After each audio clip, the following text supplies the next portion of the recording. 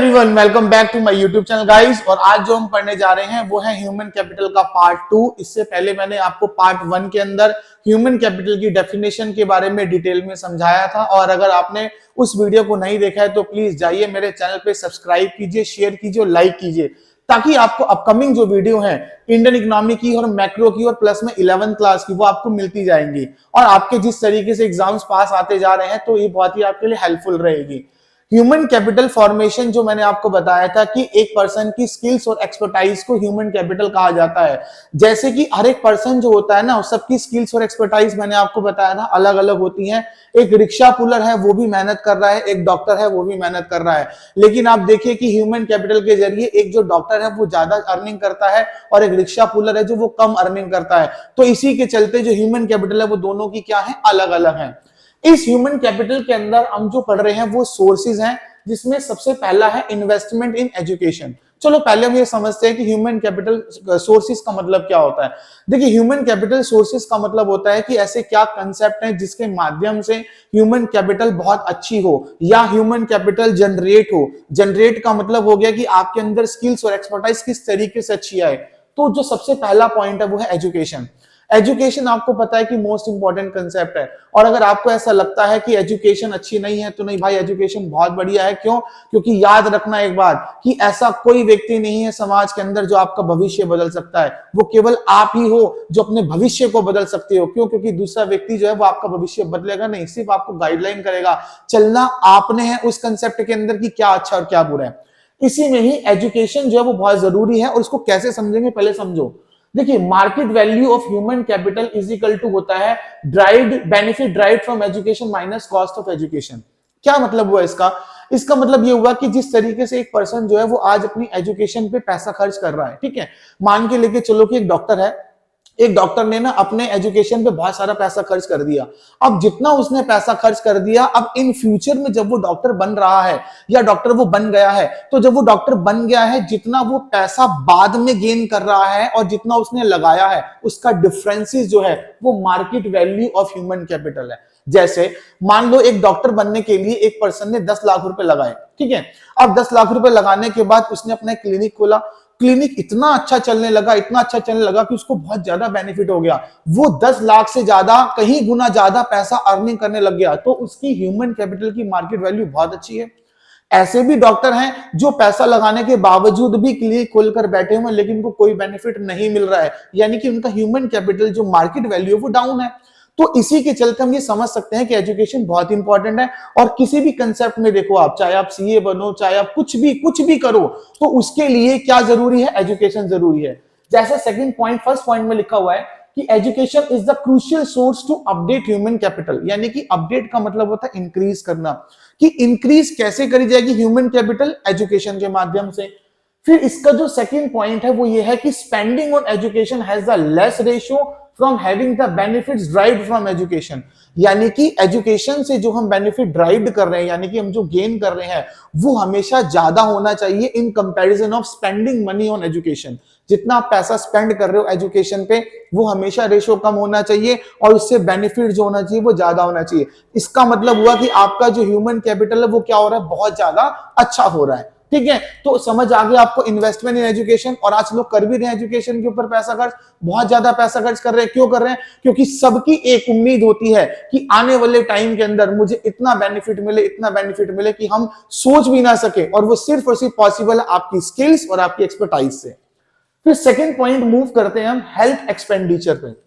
देखिए, health is wealth, ये सबको पता है। और हेल्थ जो है वो बहुत ज्यादा जरूरी है। एक अच्छा पर्सन यानी कि एक हेल्दी मैन जो है वो ज्यादा एफर्ट लगा सकता है, अपनी स्किल्स को अच्छा कर सकता है, अपनी एक्सपर्टाइज को अच्छा कर सकता है, लेकिन एक अनहेल्दी मैन है वो काम नहीं कर सकता। आपको मैं एग्जांपल देता हूं इसके लिए। दो बच्चे हैं, दो बच्चे जो हैं, एक बच्चा बहुत अच्छा है, बहुत अच्छी स्किल्स है और एक्सपर्टाइज है और बिल्कुल हेल्दी मैन है, जबकि दूसरा भी उसके पास भी स्किल्स है और एक्सपर्टाइज है, लेकिन वो हेल्दी नहीं है। वो उसको भी फीवर हो रहा है या आप कह सकते हो कोई वायरल प्रॉब्लम चल रही है।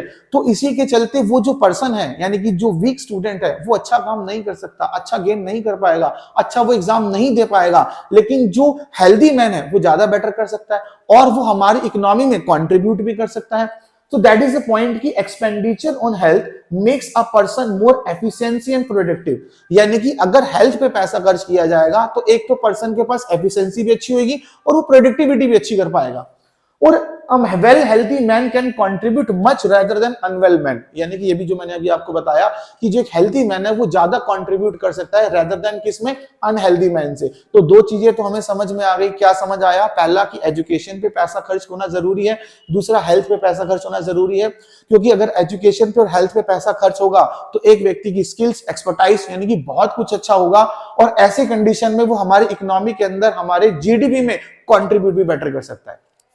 Now let's move to the point number 3, expenditure on giving on the job training. On the job training का मतलब क्या होता है? देखिए, on the job training का मतलब होता है ट्रेनिंग देना। अगर आप किसी कंपनी में गए हो, देखो मैं आपको पहले से एग्जांपल से समझाता हूं। अगर आप किसी कंपनी में गए हो और आप किसी कंपनी में जाके जॉब के लिए ट्राई कर रहे हो, ठीक है, आपको किसी भी काम के लिए बहुत अच्छी स्किल्स है, बहुत अच्छी एक्सपर्टाइज है, फिर भी कंपनी आपको उसके लिए ट्रेनिंग देती है। क्यों ट्रेनिंग देती है? कि ताकि जितनी भी आपकी स्किल्स है वो और बेटर हो जाए और उस बेटर होने से उस पर्सन की जो कंपनी है उसकी प्रोडक्टिविटी राइज हो, उसकी इनकम राइज हो। So that is the point कि it helps the skills and expertise by giving productive practical exposure. यानी कि ऐसी कंडीशन में क्या होता है कि अगर कंपनी कोई भी आपको प्रैक्टिकल एक्सपोजर दे रही है या ट्रेनिंग दे रही है तो एक तो आपकी स्किल्स भी अच्छी होगी और आपकी एक्सपर्टाइज भी अच्छी होगी, और हो सकता है कि कुछ चीजें जो आपको नहीं पता होंगी वो आप ऑन द जॉब ट्रेनिंग से माध्यम से प्राप्त कर सकते हो। फिर a firm is always ready to provide it. एक फर्म हमेशा तैयार रहती है। अगर आप किसी भी कंपनी में जाओगे, whether you are very much qualified and you know the work very well, but still the company is providing the job training. क्यों? क्योंकि इससे आप और अच्छा काम कर सकते हो। देखिए, बहुत सारे कंसेप्ट ऐसे होते हैं, बुक्स भी बहुत सारी होती है कि जिससे कि बच्चा पढ़ के समझ सकता है, फिर भी बेसिकली वो क्लासेस वगैरह ज्वाइन करता है। क्यों करता है? क्योंकि ऐसी कौन सी चीज है जो शायद मुझे नहीं पता या मुझे पता चल जाए क्लास के अंदर तो मेरे लिए बेटर रहेगा, मेरी स्किल्स भी अच्छी होंगी। सो थर्ड पॉइंट है कि by spending a lot on this leads to rise in returns against cost. एक पर्सन जो है उसका एक फर्म है, उस फॉर्म में उसने कॉस्ट लगाई और कॉस्ट लगाने के बाद आपको ट्रेनिंग वगैरह दी। ट्रेनिंग क्यों दे रहा है? उसके पीछे उसका कोई ना कोई ऑब्जेक्टिव तो होगा, और याद रखना कि जब तक उसका कोई ऑब्जेक्टिव ना हो तब तक वो काम नहीं करेगा। हर एक फॉर्म का ऑब्जेक्टिव है और फॉर्म यही चाहती है कि जितना मैंने कॉस्ट लगाया है उससे मुझे रिटर्न जो वो अच्छा मिले, और वो तभी पॉसिबल हो पाएगा जब वो क्या करेगी, वो आपको ट्रेनिंग देगी। ठीक है, तो 3 पॉइंट आपको समझ आ गए। एक्सपेंडिचर ऑन हेल्थ भी समझ आया, एक्सपेंडिचर यानी कि इन्वेस्टमेंट ऑन एजुकेशन भी समझ आ गया, और ऑन द जॉब ट्रेनिंग भी क्लियर हो गया। फिर आता है 4th point, expenditure on migration. देखिए, माइग्रेशन का मतलब क्या होता है? माइग्रेशन का मतलब होता है एक जगह से दूसरी जगह पे जाना, in the search of jobs. बहुत सारे जो लोग होते हैं जो गांव से, विलेजेस से हमारे सिटीज के अंदर आके रहने लग जाते हैं। अब जब वो रहने लग गए हैं तो वो किस लिए रहने लग गए हैं? ताकि उनको हायर इनकम मिले। इसका एक कंसेप्ट है, benefits derived should be greater than the cost of migration. Cost of migration क्या होता है? ट्रांसपोर्टेशन कॉस्ट और सोशल कॉस्ट। एक पर्सन जो है, सपोज करो वो गांव से हमारे सिटी के अंदर यानी कि दिल्ली में आया, और जब वो दिल्ली के अंदर आया तो अब वो वर्क स्टार्ट करने लग गया। सबसे पहली बात तो वो रेंट देगा जहां पे वो रह रहा है, प्लस में उसका खाने पीने का खर्चा, तो जो भी उसका एक्सपेंडिचर जो बाहर का होगा वो, प्लस में ट्रांसपोर्टेशन, ये सारा खर्चा जो है इसको बोलते हैं द कॉस्ट ऑफ माइग्रेशन। ये लेस होना चाहिए किससे? बेनिफिट्स ड्राइव्ड शुड बी, यानी कि जिसमें वो काम कर रहा है या वो जॉब कर रहा है उससे हमेशा जो है वो कॉस्ट ऑफ माइग्रेशन कम होनी चाहिए, और ये वाला जो बेनिफिट्स है वो ज्यादा होना चाहिए। क्यों ज्यादा होना चाहिए?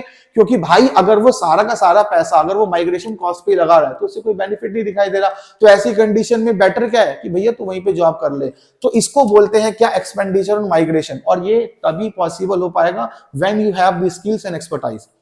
बहुत सारे लोग आ रहे हैं, जॉब कर रहे हैं, लेकिन कोई बेनिफिट नहीं मिल रहा, तो क्या कर रहे हो? वापसी जा रहे हैं।